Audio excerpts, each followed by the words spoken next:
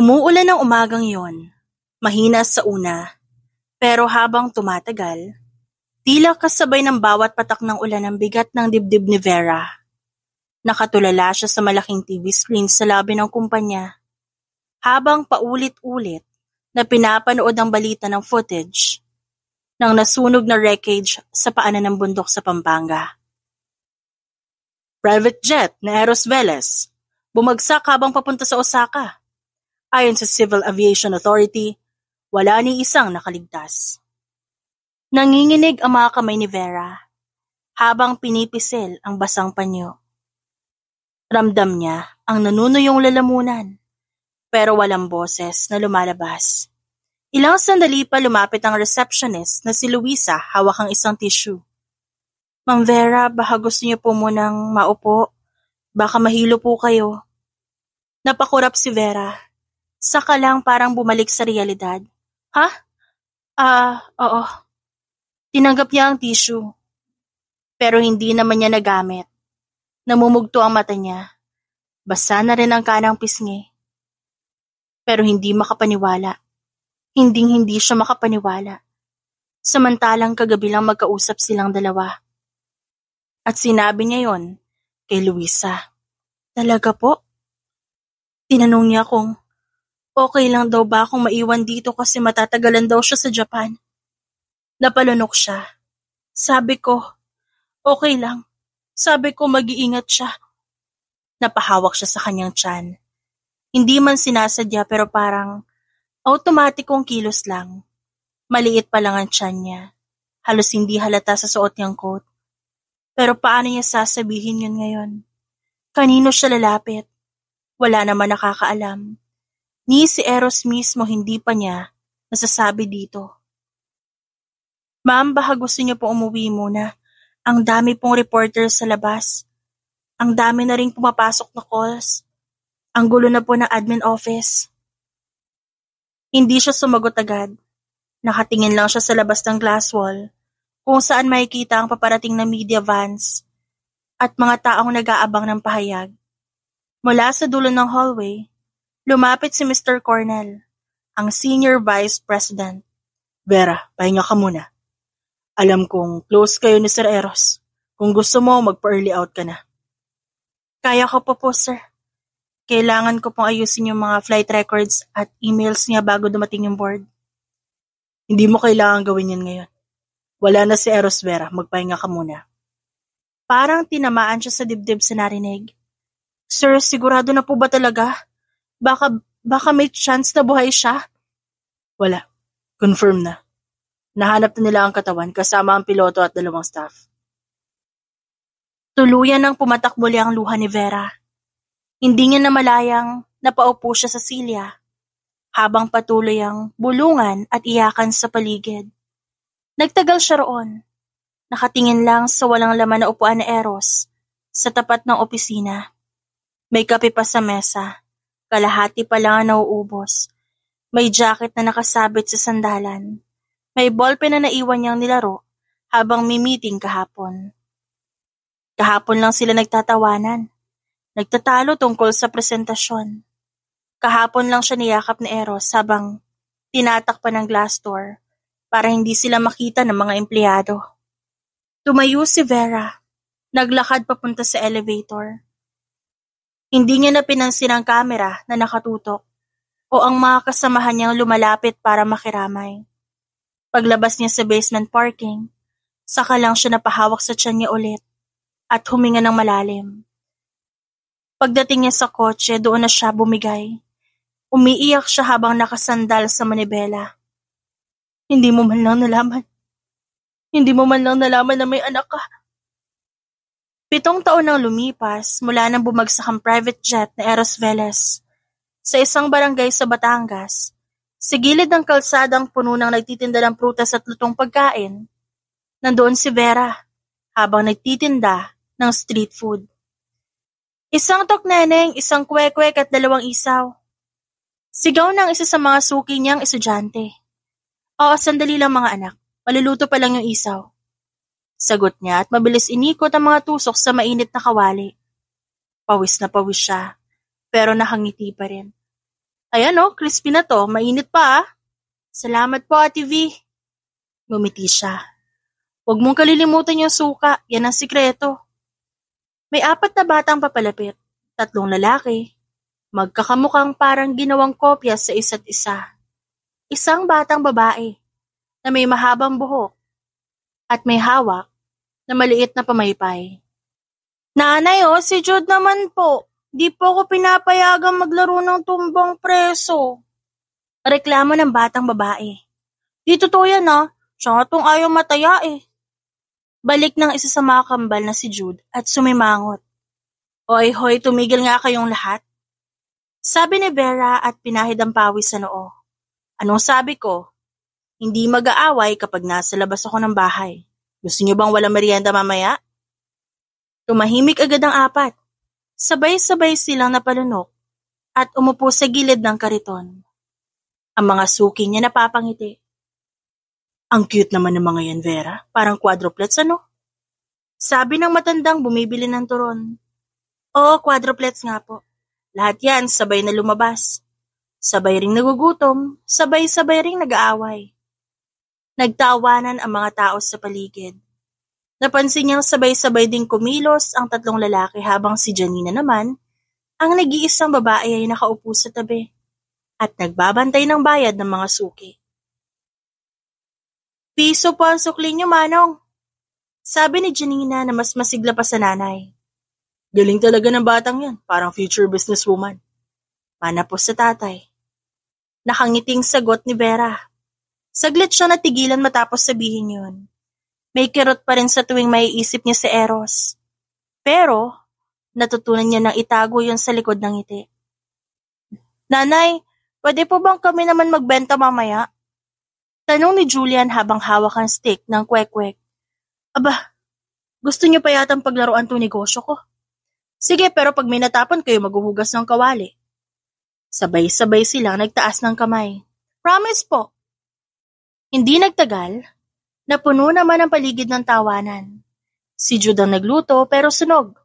Si Julia naman nilagyan ng sobrang suka ang sukaan, kaya nagtilian ang mga bumibili.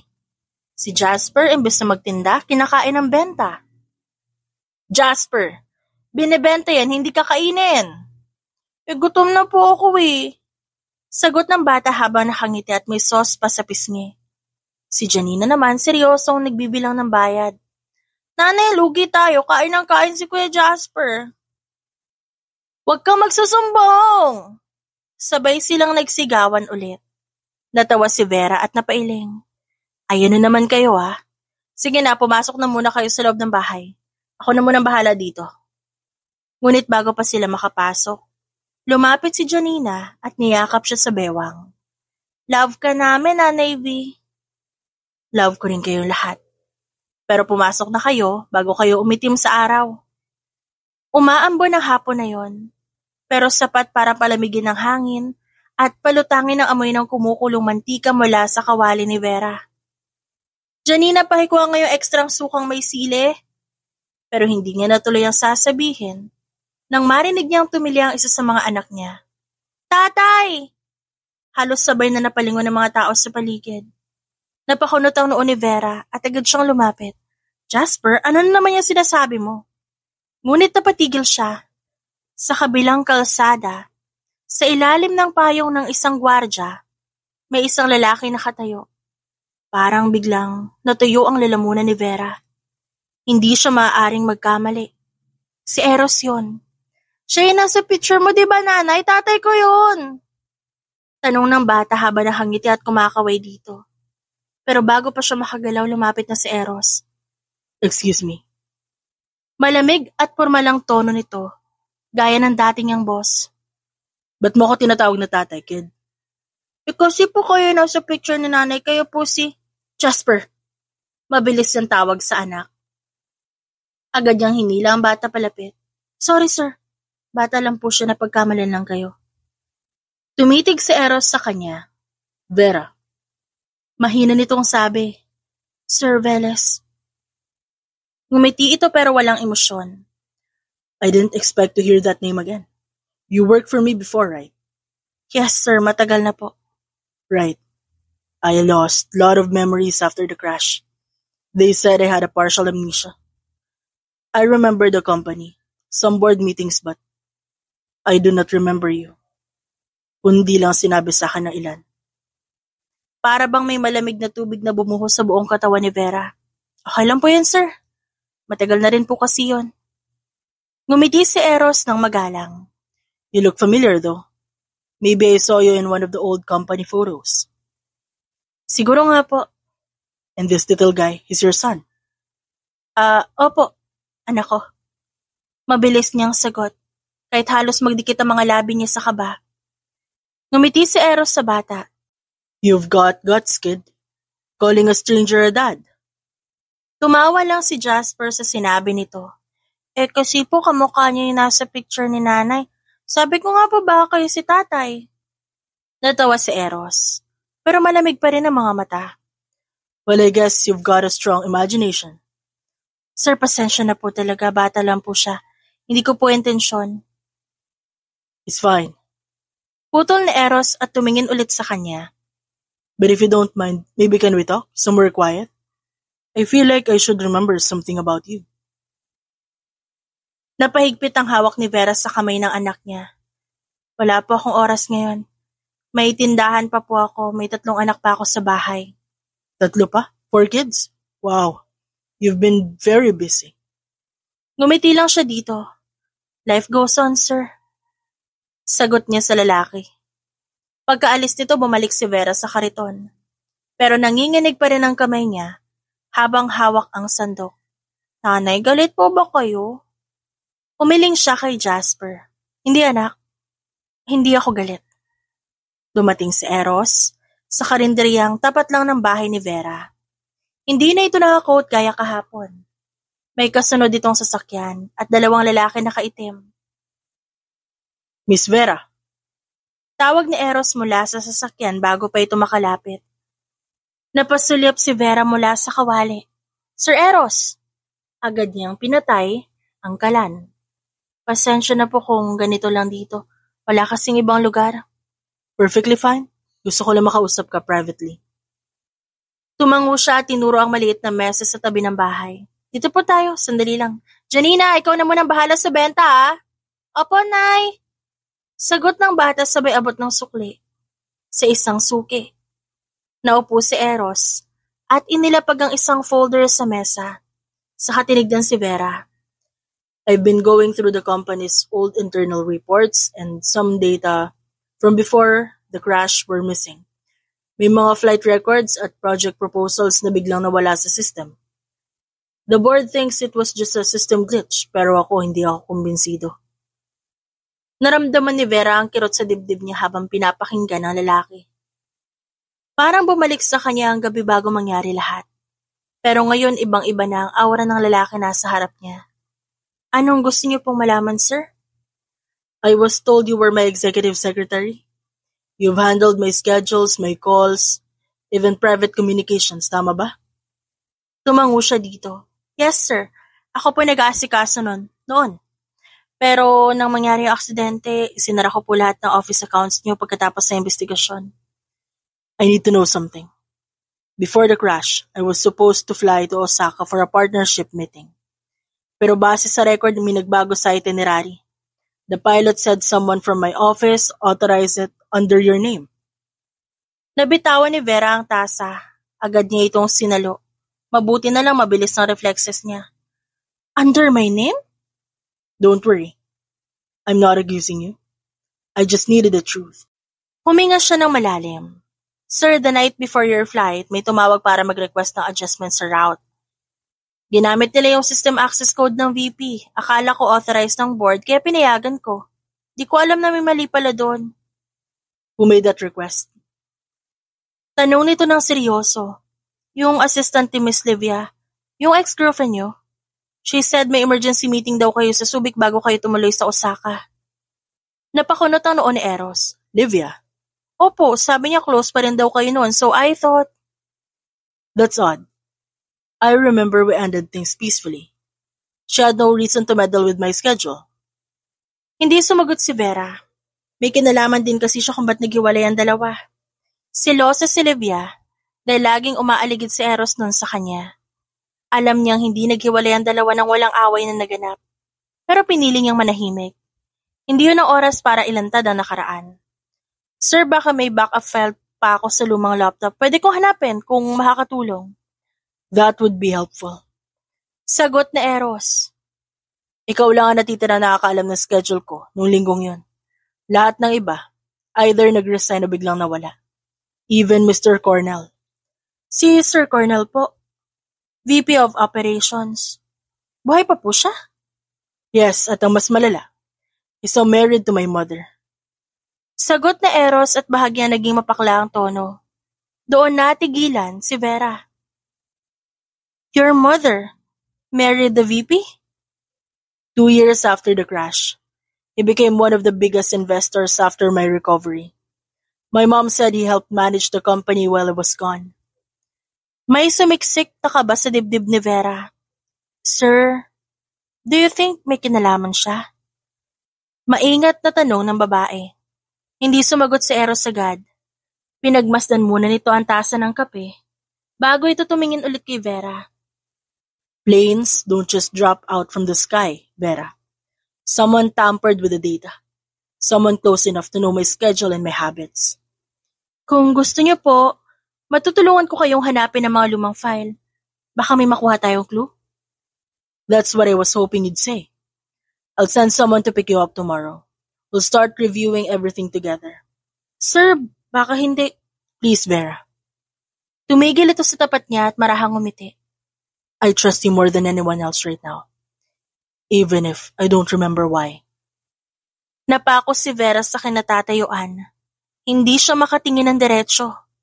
Isang itim na sedan ang huminto sa tapat ng karinderya. Mula roon, bumaba ang isang babaeng may aura ng kapangyarihan. Elegante at maayos ang postura.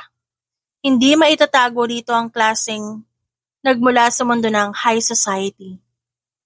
Mrs. Velez, tawag ni Vera nang makita ito. Ngumiti ang ginang. So you still recognize me? Anito at maingat na nag-alis ng salamin sa mata. Matagal na rin pala mula nung huling beses kitang nakita sa opisina. I remember, ikaw yung sekretarya ng anak ko. Hindi ko po inaasahan na napupuntahan kita. Putol nito at ngumiti muli. Believe me, Miss Villarreal, I don't enjoy doing this, but I believe some conversations are better handled discreetly. Tumango si Vera at tinuro ang mesa sa gilid ng karinderya. Dito po tayo, ma'am. Umupo ang ginang at tinitigan mo na ang paligid bago nagsalita. I'm sure Eros has told you about your investigation. The missing data, the crash, and the possibility of a mole inside the company? Binanggit niya lang po kahapon. Good. Tumagilid ang tingin sa kanya ng ginang. Then you'll understand why I'm here. I want you to stay away from him. Napatigil si Vera. Ma'am, alam ko matalino ka. My son is fragile. Hindi pa siya ganap na nakaka-recover sa lahat ng pinagdaanan niya. The last thing he needs is confusion. And I don't want anyone from his past complicating things. Ramdam ni Vera ang pagkirot ng dibdib niya, pero pinilit niyang manatiling kalmado. Hindi ko po intensyon na guluhin si Sir Eros. Tinutulungan ko lang po siya kasi kailangan niya ng access sa mga lumang files.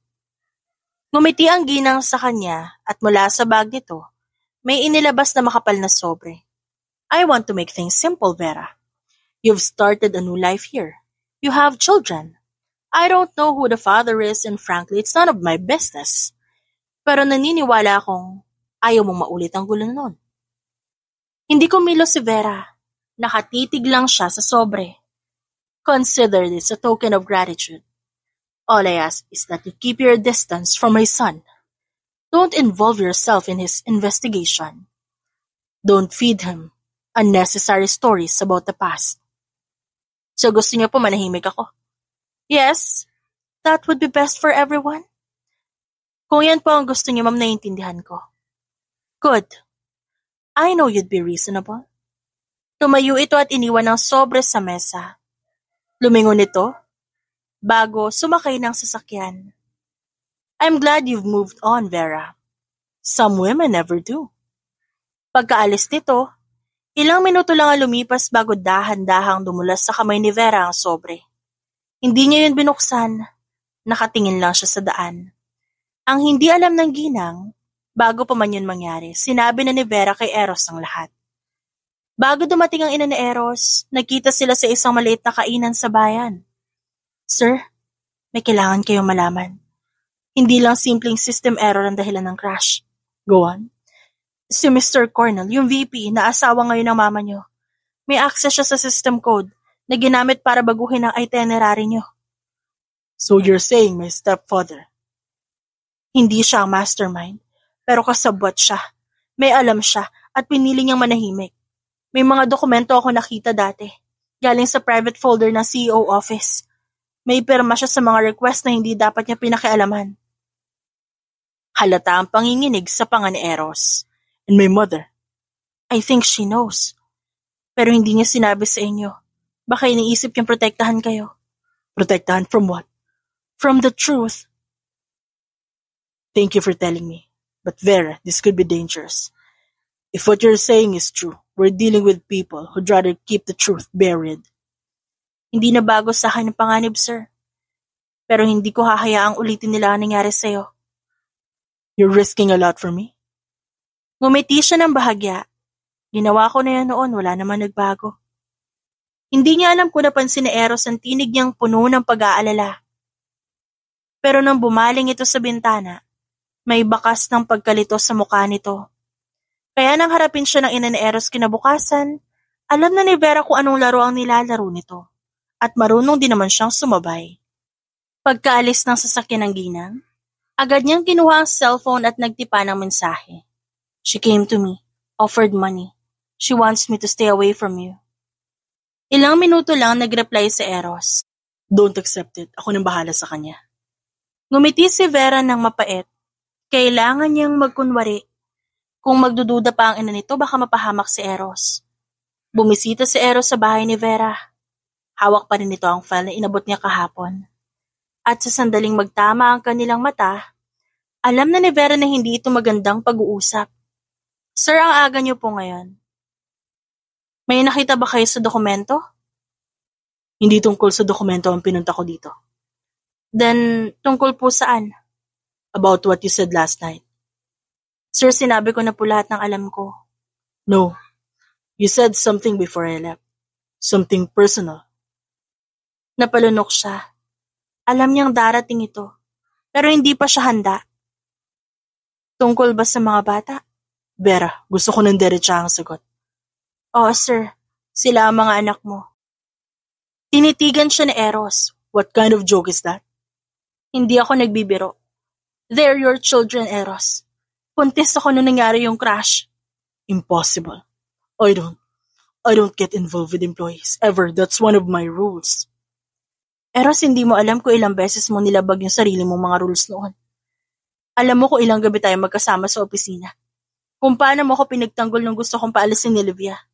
Hindi mo yan maalala kasi pinili mong kalimutan. Stop. Don't rewrite history, Vera. I remember Livia.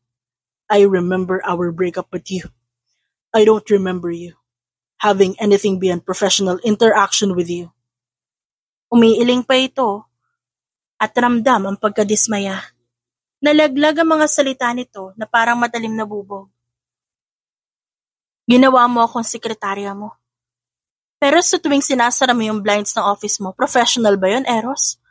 Professional ba yung gabing tinatawagan mo ko? Sinasabi mong gusto mo lang ako marinig kasi pagod ka? Umigting ang panga ng lalaki. I don't remember any of that. Hindi mo na maalala. Pero ako araw-araw, binubuhay yung sakit na iniwan mo. Ako yung nabubuhay sa mga alaala mo habang ikaw nagising na lang na parang wala nangyari. If what you're saying is true, ba't di mo sinabi sa iba? Ba't mo tinago ang mga bata? Kasi alam kong hindi ako paniniwalaan. Alam kong hindi mo rin ako pipiliin. Narinig nila maya-maya na may tumili sa loob ng bahay. Ang isa sa mga bata. Nanay, may bumibili pong kwek-kwek! Nilingon ni Eros ang direksyon ng boses. Mula sa pinto, lumabas ang 3 pang batang magkakamuka. Natigilan si Eros at halos dito makagalaw.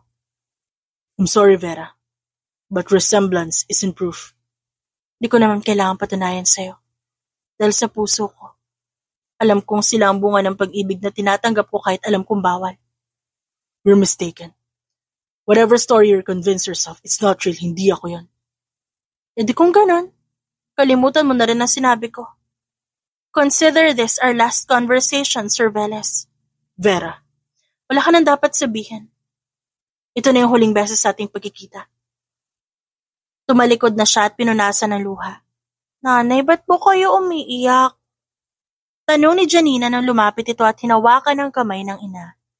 Wala anak, napasukan lang ng dumi yung mata ni nanay. Si tatay po ba iniisip niyo? Inosenteng tanong naman ni Jasper. Sabi ko kasi kay kuya siguro busy lang siya. Halos mapatid ang hininga ni Vera. Mga anak, kalimutan niyo na yon. Dahil kinalimutan niya na tayo.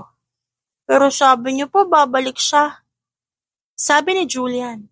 Di na siya babalik. Si Janine na lang ang lumapit at niyakap siya ng mahigpit. Di niyo po kailangan umiyak, nanay. May tatay o wala, andito naman kami. Nakatitig lang si Eros sa malaking bintana ng penthouse. 3 araw na mula nang huli niya makausap si Vera. Pero bawat oras, bumabalik sa isip niya ang sinabi nito. Ngunit mas lalo pang gumulo ang lahat nang dumating si Livia. Eros! Malambing nitong sabi nang pumasok ng walang paalam. Still haven't changed. Still brooding by the window. Still pretending you're fine. Wala akong oras para sa mga kaartehan mo, Livia. Malamig niyang sagot nang hindi man lang lumilingon. Ngumiti ito at lumapit palalo. Nilalaro pa nito ang necktie niya. Parang ako pa yung masama dito. Tumutulong kaya ako sa'yo. Napatingin siya bigla. Tulong? Ikaw ang nag-request na baguhin yung flight route ko 7 years ago. Huwag mo akong gawing tanga. Bahagyang gumalaw ang labi ni Livia pero ngumiti din agad. Ang baba naman ang tingin mo sa akin, Eros. Hindi ko gusto mamatay ka. Gusto kitang bumalik. Sa pamamagitan ng pagsabotahe ng jet? Gusto mo ba akong makuha sa ganung paraan? Hindi ko ginawa yon. Nag-warn ako sa isang tao tungkol sa travel plans mo. Oo.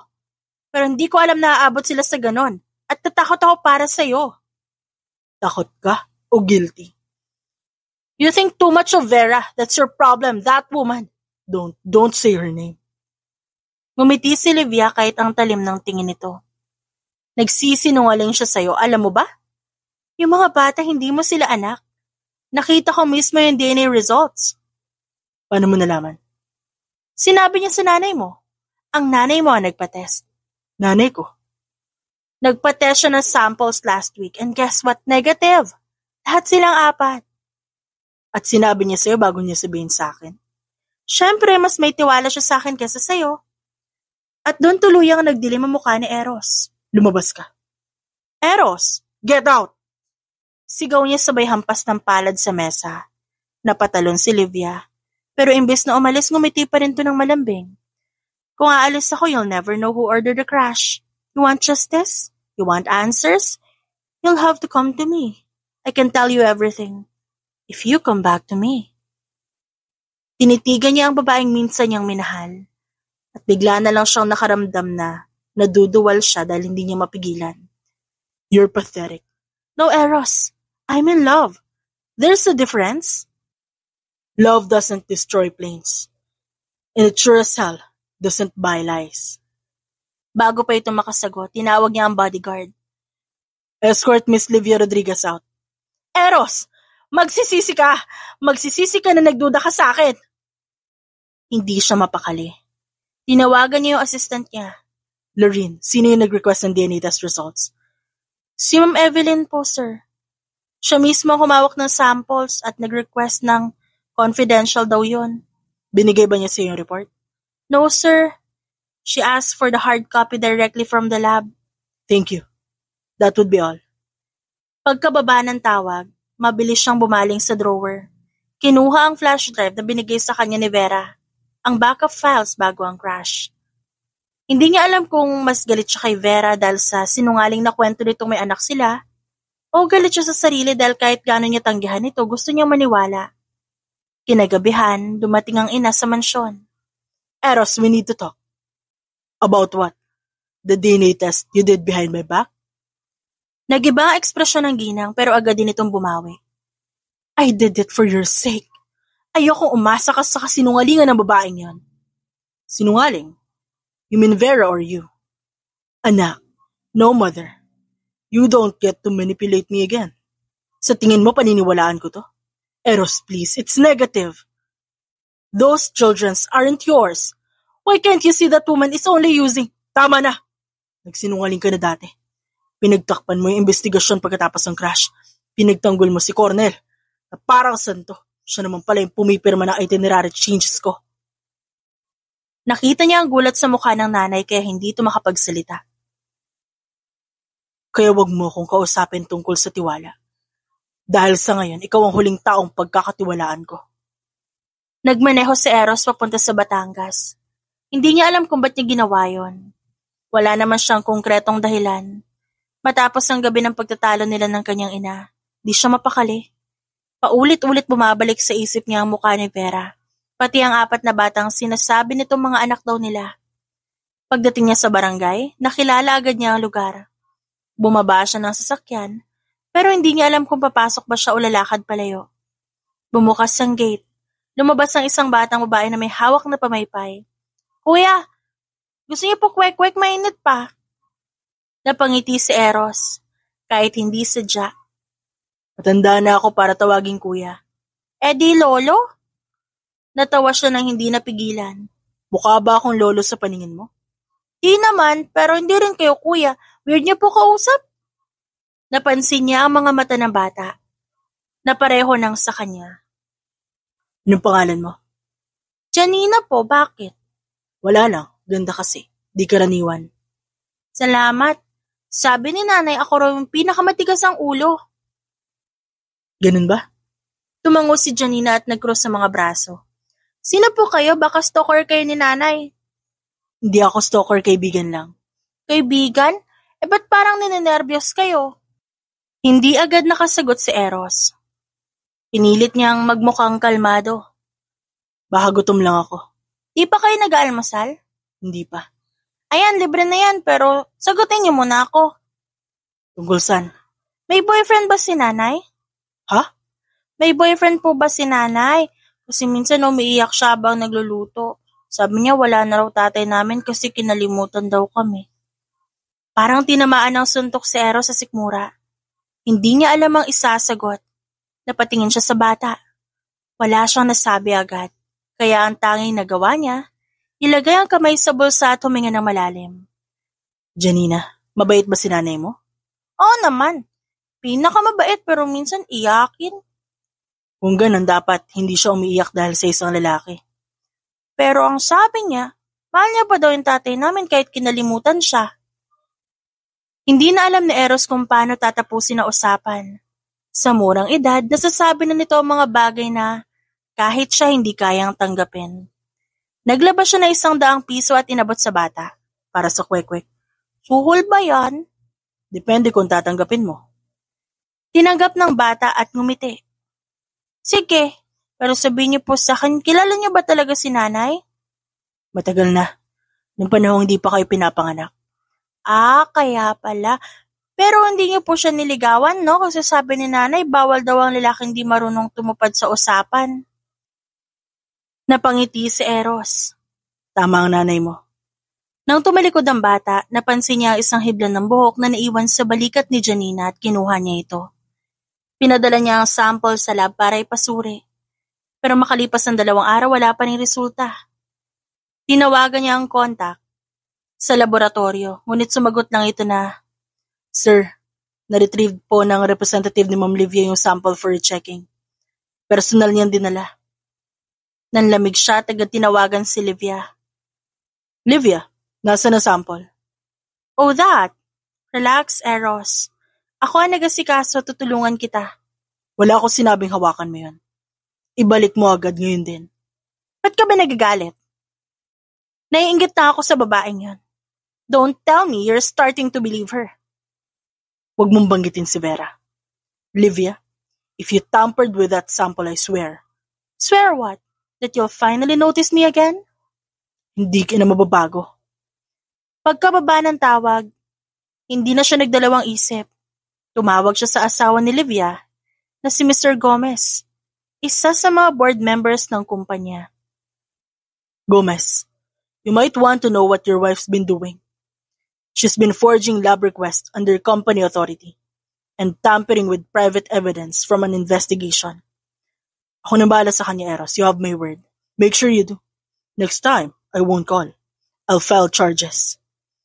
Pagkababa ng tawag na pasandal si Eros sa Celia. Gabi na nang makarating si Eros sa mansyon. Ngunit bago pa siya makapasok, tumunog ang kanyang telepono gamit ang pamilyar na numero.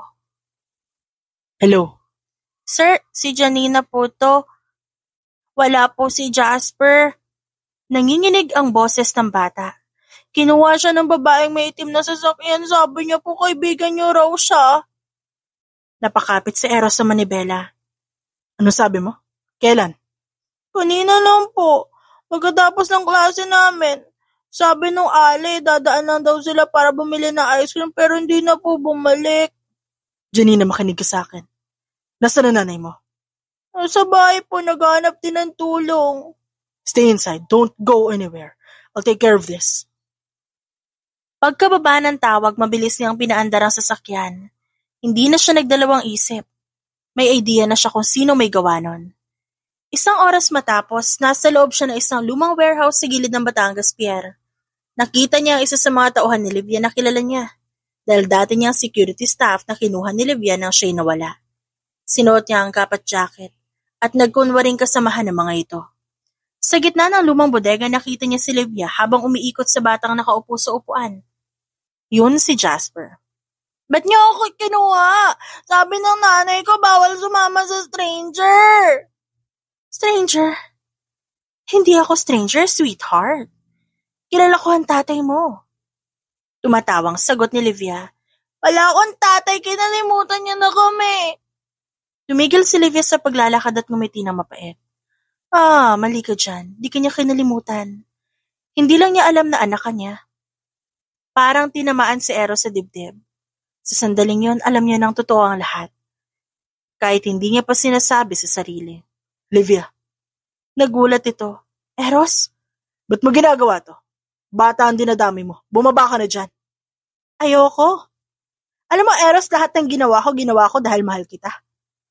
Pero lagi mong pinipili ang iba, kaya ngayon ako naman ang pipiliin ng isang katulad mo. At pipiliin ko ngayon na mawasak ang kapalaran mo. Parang baliw na saad nito. Nilabas na Eros ang baril na hawak ng isa sa mga tauhan. Kung gusto mo na atensyon ko, ibigay mo sa akin ng bata. Hindi mo ako kayang saktan. Subukan mo. Ngunit bago pa siya makagalaw, narinig niya ang kaluskos sa likod. Napalingon siya at halos mapamura na makita kung sinong pumasok. Si Janina, Julian at Jude. Napawis na pawis. Bitiwan niya si Jasper! Kung hindi, hampasin ko kayo ng laruan ko! Ano? Halos matawa si Eros pero hindi niya na ituloy dahil biglang nagtaka si Livia. Sino naman to mga to? Mga kapatid ko! Sigaw ni Jasper. Sabi ko sa kanila wag sumunod eh. Pero sumunod pa rin kami kasi hindi ka namin pababayaan. Sigaw ni Julian. Pagkatapos nun parang nawala sa sarili si Livia. Nabitawan niya ang upuan ni Jasper. Agad kumilos si Eros at mabilis niyakap ang bata at dinala palayo. Sir, may papasok sa labas. Umalis na tayo. Ngayon din. Ilang minuto lang nakasakay na sila ng kotse. Si Jasper nakayakap sa kanya habang ang tatlo pang bata nagtutulakan sa likod. Ang galing mo po kuya, parang action hero. Sabi ni Jude. Di mo ba siya kilala? Siya yung tatay natin. Sabat ni Janina at napapailing pa. Ha? Totoo? Sabi ni nanay, kinalimutan na raw tayo ni tatay. Napakamot ng ulo si Eros. Mahabang kwento. Ba't mo kami sinundo? Kasi gusto mo na kami makasama? Napangiti naman siya. Di ko pa alam. Pero gusto ko malaman ko anong pakiramdam na kasama kayong apat. Masaya! Sabay-sabay na sagot ng mga bata. Masaya rin pala. Pero dapat po sabihin nyo kay nanay na hindi kayo galit. Kasi baka patay na naman kayo sa sermon kapag nalaman niyang sumama kami sa inyo. Mukhang tama ka dyan. Umaga pa lang gising na si Eros. Maingay ang mansyon dahil sa 4 na munting taong tila sinakop ang buong bahay. Kuya, laki ng TV! Sigaw ni Jude habang nanonood ng cartoons. Ako muna! Ako yung nakahanap ng channel eh! Reklamo ni Jasper. Ako yung pumindot! Sagot ni Julian. Ang kulit nyo? Saad ni Janina habang nakaupo sa sofa. Para mga sisiw na nag-aaway sa pagkain. Ngunit bumukas ang malaking pinto ng mansyon. Pumasok si Vera na bakas ang galit sa muka. Eros Velez! Halos mabingis si Eros sa sigaw nito. Napalingon ang mga bata at sabay-sabay pang sumigaw. Nanay! Tumakbo ang mga bata papunta kay Vera. Sabay-sabay na yumakap sa kanilang ina. Ba't kayo nandito? Sinabi ko ba na sumama kayo? Ayaw po kami pauwi ni tatay eh. Mabilis na sumbong ni Jasper. Di totoo yan ah. Ayaw nila umalis. Di ko sila pinilit. Tiningnan siya ni Vera na parang gusto siyang lunukin ng buo. Siyempre ayaw nila umalis. May swimming pool ka. May TV na parang sa sinehan. May pagkain kada 5 minuto. Alam mo bang 2 araw ko na silang hinahanap? Vera, I was going to call you. Call me? 2 days? 2 araw? Kala ko nawawala na yung mga anak ko. Safe naman sila dito. Di ko sila pinabayaan. Hindi mo sila pinabayaan? Talaga? Hindi mo nga alam kung paano maging ama? Nanay, wag na po kayong magalit. Mabait naman si tatay. Pinagluto pa nga kami ng pancake. Pancake? Pancake lang tas ayos na? Nanay, hindi na po kami sinaktan. Hindi yun ang punto, mga anak. Lumapit si Eros. Vera, ayoko maulit to. Alam ko nagalit ka. At may karapatan ka pero hindi ko rin kayang hindi makita ang mga bata. Anong gusto mo mangyari? Maglaro kayo na parang pamilya, ganun ba? Gusto ko lang sila makilala. Hindi mo sila kailangan makilala. Hindi mo sila kailangan mahalin. Kung pagkatapos ito iiwan mo rin sila. Ayokong pagdaanan ng mga anak ko ang ginawa mo sa akin. Hindi ko alam kung paano ko nagawang saktan ka noon. Pero totoo ang sinasabi ko, wala akong maalala. I don't remember any of it, Vera. I'm sorry. Hindi mo na kailangan mag-sorry. Kasi hindi mo naman maalala. Hindi ko naman sinadya makalimot. Pero kung ang tanging paraan para maniwala kayo sabihin mo nagsisinungaling ako, tanggap ko. Basta wag mo akong alisin sa buhay ng mga bata. Hindi mo pwedeng kunin sa akin ng mga anak ko. Hindi ko sila kukunin. Please, nanay, wag na po kayong mag-away. Awat ni Janina. Hindi kami nag-aaway, nag-uusap lang kami. Parang nag-aaway po kayo eh. Mapagalitan kayo ni Lola kapag nalaman niya. Bago pa makasagot si Vera, tumunog ang cellphone ni Eros. Saglit na sumilip ito sa screen at napakunot ang noo. Who is it? Si Lorene, assistant ko. Pero ba't siya tatawag ngayong oras? Lorene, what is it? Sir, kailangan niyong pumunta na headquarters. May nangyari. Si Mr. Cornell patay na. Ano raw? Sabi ni Lorene, namatay si Cornell. Nagkatinginan silang dalawa. Ang mga bata biglang natahimik sa gilid. At nagtanong si Janina, Nanay, sino po si Cornell? Wala anak. Pumasok muna kayo sa loob, maglaro kayo. Nang makapasok ang mga bata, muling nagsalita si Eros. Sabi ni Lorene, nagkaroon ng pagputok ng baril sa opisina. Pero hindi siya sigurado kung suicide o may sumalakay. Suicide? Umiling si Vera. Hindi magpapakamatay si Cornell, hindi siya ganun. Nagpunta sila sa kumpanya. Nandoon ang pulis, ang mga investigador, at ilang board members. Sa loob ng opisina ni Cornell may mga dokumentong nakakalat sa sahig. May isang flash drive at isang sulat. Isang pulis ang lumapit sa kanila. We're still investigating, Mr. Velez. Pero may iniwang letter ng biktima. Nasa mesa po. Kinuha ni Eros sa papel at binasa. Forgive me. I kept quiet for too long. She made me believe it was to save him. But it was never about saving. It was about control. She? Sino tinutukoy niya? Tanong ni Vera. Hindi sumagot si Eros. Kinuha ang flash drive, sinaksak ang computer, binuksan ang laman, at ilang folder ang lumabas at may label lahat na private. Binuksan niya ang unang file, isang video recording. I-play mo, sabi ni Vera. Lumabas sa screen si Cornell. Nakaupo sa parehong lamesa kung saan siya natagpo ang patay. Maputla ang mukha nito. Kung may makakapanood nito, ibig sabihin hindi ko na kinaya ang konsensya ko. Ang crash, hindi aksidente. Hindi rin to utos ng board. Ang nagutos ay si Evelyn Velez. Napatigil si Vera. Ang mami mo? Parang bumagsak ang mundo ni Eros. What? Ginawa niya yun para pigilan ko ibenta ang shares mo sa Japan investors. Takot siyang mawalan ng kontrol sa kumpanya. Takot siyang mawalan ng pangalan at ginamit niya ako. Ginamit niya si Livia para magawa yun. Naisip niyang kung mawawala ka may iwan sa kanya ang lahat. Humigpit ang hawak ni Eros sa mesa. She ordered my death. Hindi niya sinabing papatayin ka. Gusto lang niyang takutin ka. Ma-hijack ang flight. Pilitin kang bumalik.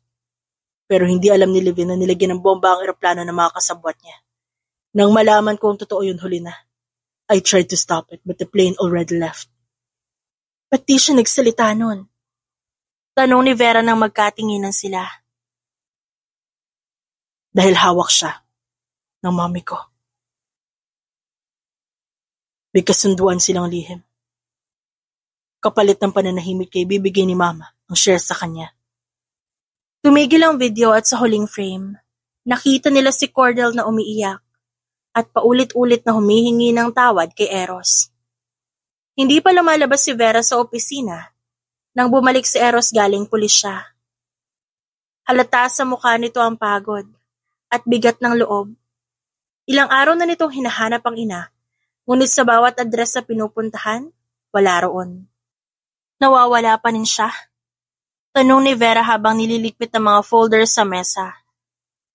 Iniwan ang cellphone, pati mga credit card niya. Nag-withdraw lang ng malaking halaga sa account bago naglaho.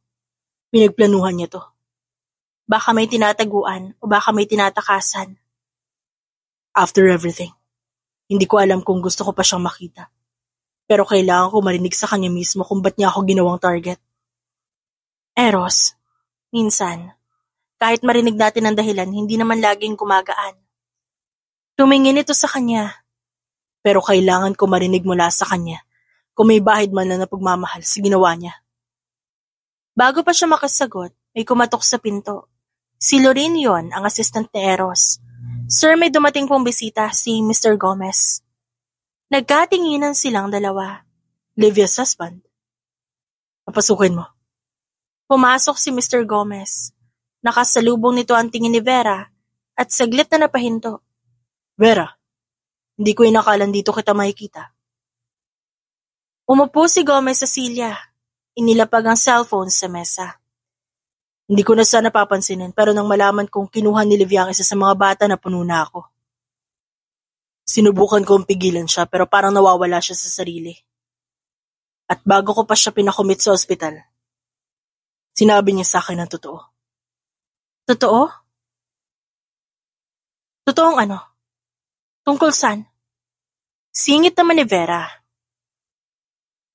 Ang totoong mas pinili mo si Vera kaysa kay Livia. Natigilan si Vera. Sir Gomez, wag na nating. Hindi ko to sinasabi para manumbat. Pero gusto ko ipaliwanag kung ba't nagawa ni Livia ang lahat. Nagselos siya.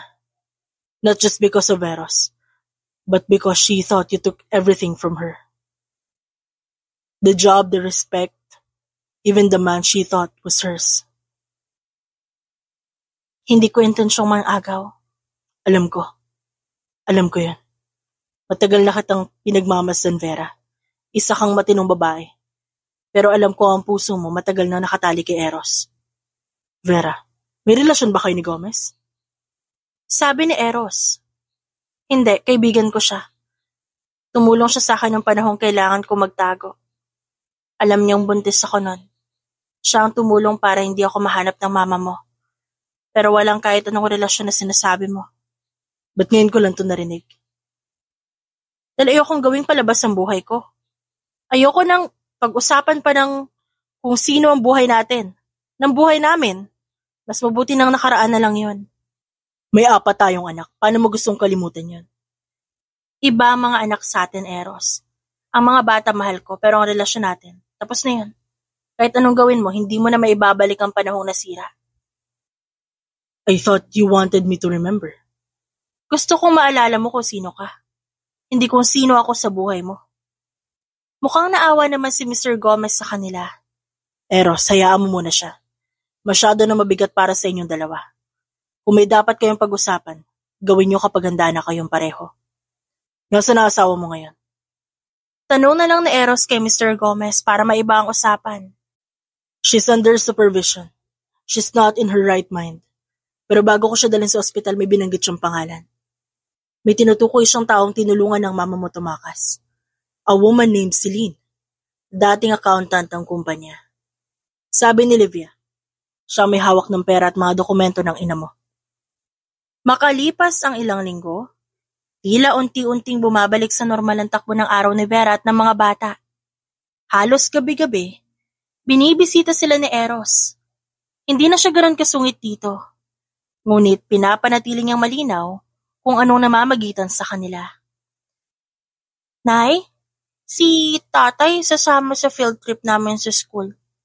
Sabi ng teacher, kailangan daw ng guardian. Pinayagan ko na siya. Halos matapon ang kape ni Vera. Ha? Pinayagan mo? Anak, hindi ka man lang nagtanong? Yung sabi ni tatay, okay lang daw sa'yo. At least ngayon, di na siya busy. Sa susunod magpapaalam kayo Dumating si Eros, ilang minuto lang ang lumipas. Ready na ba kayo mga bata? Ready na! Tinitigan ni Vera si Eros saka umiling. Hindi mo talaga kayang tanggihan ng mga bata. Hindi rin naman ako tinatantanan ng mga yan. Besides, gusto ko rin makita kung anong klaseng gulo ang kayang gawin ng quadruplets natin. Pagkalipas ng field trip, halos gabi na makauwi ang mga bata. Nanay, si tatay po bumagsak sa obstacle course. Naligo siya sa putik. Totoo po. Sigunda naman ang isa pang bata. Ang dulas ng puwet niya. Natawa si Vera. Hindi nga. Basta importante, nanalo yung team namin at dahil yun kay tatay. Tapos may cheer po kami para sa kanya. Go, tatay, go! Pero na makatulog ang mga bata, nagbago ang hangin. Naiwan silang dalawa sa sala. Vera, ayokong guluhin ang buhay mo. Pero alam ko nakikita mo rin, nagbabago ako dahil sa inyo. Nagbabago ka para sa mga bata, Eros. At tama lang yun. Huwag mo na akong isama sa mga dahilan. Hindi mo kayang alisin sa akin na isa ka sa mga dahilan, Vera. Kahit di ko maalala ang nakaraan natin, iba ang nararamdaman ko tuwing kasama kita. Hindi ko kailangan yan. Baka nga hindi ko maalala ang mga sandali natin nun. Pero ngayon naramdam ko kung ba't ako na in love sa'yo dati. Masaya na ako sa mga anak natin. Hindi ko kailangan ulitin ang sakit. Vera, please. Hayaan mo na lang ako. Hayaan mo na lang to kung ano meron tayo. Hanggang doon na lang to. Huwag mo na ipilit pa, okay? Natagpuan ni Eros ang kanyang ina sa isang pribadong villa sa Cebu. Kasama ang accountant na si Celine. Nang dumating siya, hindi man lang nagulat ang ginang. Alam kong darating ka. Sabi ni Evelyn habang tahimik na naglalagay ng alahas sa isang maleta. Gusto ko lang malaman kung ba't mo ginawa. Ang kumpanya, anak. Yun na lang ang natitira sa pamilya natin. Kung mawala yun, mawawala din ako. Nawala ka rin naman. Hindi mo lang napansin. Ginawa ko lang ang akala kong tama. Hindi ko inaasahan na ganun kalala ang resulta. Hindi kita ipapakulong, mama. Pero ayoko makita ka muna. Umalis ka. Anywhere but here. Eros, it's the only thing I can do to forgive you. Leave before I change my mind. Naabutan ni Vera ang 4 na batang nagbubulungan sa kusina. Lahat ay tila may tinatagong misyon at base sa itsura ni Janina, ito na naman ang utak ng kalokohan. Okay, ready na. Pabulong na sabi ni Janina habang kinikindatan ng 3 kapatid. Sa kapag dumating si tatay mamaya, sabihin niyo may boyfriend na si nanay, ha? Ba't naman natin yung sasabihin? Sabi ni Julian, para magselo siya, para malaman niya kung anong feeling kapag may umaagaw sa nanay natin. Napatango ng ulo si Jasper. Galing mo talaga. Paano kung magalit si nanay? Di siya magagalit. Magiging masaya pa nga siya kapag nakita niyang silos na silos si tatay. Hapon na naman ang dumating si Eros. Pagpasok pa lang sa gate, sinalubong siya ng mga bata na sabay sumigaw. Tatay, may boyfriend si nanay. Ano? Opo, may lalaking dumadalaw dito gabi-gabi, tas may dala pang bulaklak at milk tea. Milk tea? Sino? Di po namin alam pangalan, pero gwapo daw sabi ni Janina. What? Sabi ko gwapo, tay, pero hindi kasing gwapo mo. Hindi na nakinig si Eros sa mga sumunod. Nag-init na ang ulo nito. Nasaan na nanay niyo? Nasa karinderya po. At bago pa nila mapigilan, mabilis na sumakay si Eros sa kotse. Si Janina naman, halos mabulunan ng sariling laway sa pagtawa. Totoo pala, nagalit nga. Nagot tayo kay nanay kapag nalaman niya. Pero ang saya. Nag-appear pa si Julian at Jude. Sa karinderya, busy si Vera sa pagsalin ng suka sa maliit na garapon nang biglang dumating si Eros. Vera! Eros! Ano nangyari? May boyfriend ka raw? Galit na tanong nito. Napatulala na lang si Vera bago tumawa. Ano? Sinabi ng mga bata, may lalaking dumadalaw sa'yo gabi-gabi. Totoo ba yon? Nagpapaniwala ka sa mga kwento ng mga anak mo? Hindi ako nagpapaniwala pero kung totoo man yan. Kung totoo man yan, anong gagawin mo? Hindi mo naman ako asawa. Taas kilay na saad ni Vera. Nakatitig lang ito sa kanya na para may gustong sabihin. Pero hindi nito mahanap ang tamang salita. Di mo kailangan ipamukha sa akin yon. Pero baka kailangan mong tanggapin na may mga bagay na hindi mo pwedeng balikan. Pero nadulas si Eros sa basang sahig ng karinderya. Diyos ko, Eros, are you okay? Nagmulat si Eros. Nakatingin sa kanya na parang lutang. Vera? Eros, huwag kang kikilos. Tatawag ako ng tulong. Pero bigla itong umiti. Naalala ko na. Ano? Naalala ko na lahat. Yung unang halik natin sa opisina. Yung tawanan sa elevator, yung gabi bago ako lumipad. Eros, nabagok ka? Ano ba problema mo? Hindi. Pero naalala ko rin kung gaano kita kamahal nun. Eros, wag mo ako lokohin. Huwag ka magbiro ng ganyan. Hindi to oras para sa... Hindi ako nagbibiro, Vera. Naalala ko talaga. Paano? Paano mo naalala? Baka kasi kailangan lang matamaan ulit ng ulo ko para maalala ang puso ko. Eros naman eh. Okay, fine. Di pa talaga ako nakakaalala. Pero nakita ko yung mga video natin noon. Yung mga kinunan mo sa phone mo. Napanood ko lahat. Vera, kahit di ko pa maalala lahat. Kahit walang malinaw na alaala sa isip ko, sigurado ako sa isang bagay. Minahal kita noon. At ngayon, kahit pa hindi ko alam kung paano magsimula, I'm in love with you, Vera. At kung prank man ng mga anak natin ang dahilan kung ba't ako napunta dito, siguro dapat lang ako magpasalamat sa kanila. Prank talaga yon. Then I guess, the prank worked. Sa labas ng karinderya, sumilip ang 4 na ulo sa bintana. See, sabi ko sa'yo, effective eh. Effective yung selosan plan. Bulong ni Janina sa mga kapatid. Pero dapat bang sabihin natin kay nanay na sinadya natin yun? Tanong ni Julian. Ina, basta magkaayos sila, okay na yun. Tanghali yon at abala si Janina sa karinderya habang nagtitinda ng tukneneng at kwek-kwek. Nakaipit pa sa buhok niya ang lapis na ginagamit sa pagsulat ng utang ng mga suki sa maliit na notebook. Habang nilalagay niya sa styro ang order ng isang estudyante, may isang babae na lumapit. Marumi ito, magulo ang buhok, may suot na lumang jacket na parang galing pa sa iba't ibang tao. Nanginginig ang kamay habang nakatitig sa pagkain.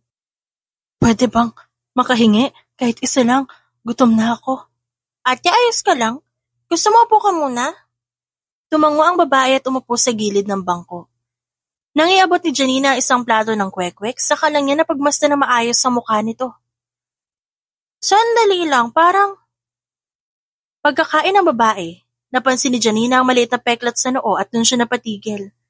Ang babaeng ito ang kumuha kay Jasper noon. Halos manigas, sa kinatatayuan ng bata at hindi alam kung tatakbo o sisigaw. Pero nang tingnan niya ulit, nakita niya ang paraan ng pagkain ng babae na parang gutom na gutom. Salamat ha. Ate, kilala mo ko? Hindi, pero mabait ka tulad niya. Tulad niya? Yung babae sa panaginip ko. Lagi ko siyang nakikita.